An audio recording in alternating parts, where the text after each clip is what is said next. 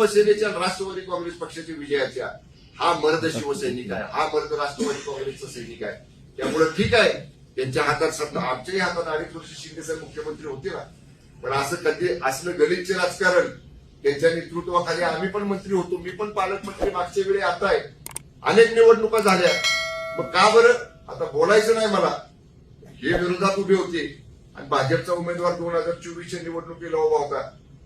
माझ्या मागल्यात आबांच्या माझ्या कशा नीत्या केल्या, नाहीतर काय निकाल लागला असता 2024च्या विधान लोकसभेचा ते कळलं असतं ना. ते विसरला तुम्ही. ज्या किती मताने निवडून आली भाजपची सीट लोकसभेला?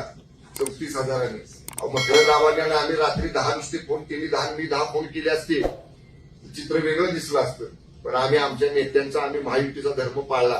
पण त्याची अशी जर परतफेड भारतीय जनता पक्षाकडनं होणार असेल तर हे पूर्णपणे चुकीचं आहे. मगाशी सांगितलंय, मी उद्या दिवस मतदारसंघात आहे. रविवारी मुंबईला गेल्यावर माझ्या पक्षाचे मुख्य नेते, राज्याचे उपमुख्यमंत्री आदरणीय एकनाथजी शिंदे साहेबांच्या कानावर सगळा इतके वृत्तांत घालेल. आवाज सुद्धा मान्य सुनेत्रा वहिनी साहेबांच्या कानावर हा इतके वृत्तांत घालतील. शशिकांत शिंदे साहेब पवार साहेबांच्या सुप्रियाताईंच्या कानावरती हा इतके वृत्तांत घालतील.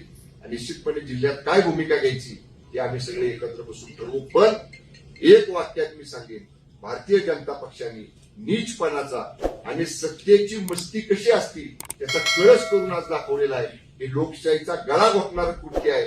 सातारा जिल्ह्यातली स्वाभिमानी जनता भारतीय जनता पक्षाच्या या कृत्याचं उत्तर लोकशाही मार्गानेच त्याला दिल्याशिवाय राहणार नाही.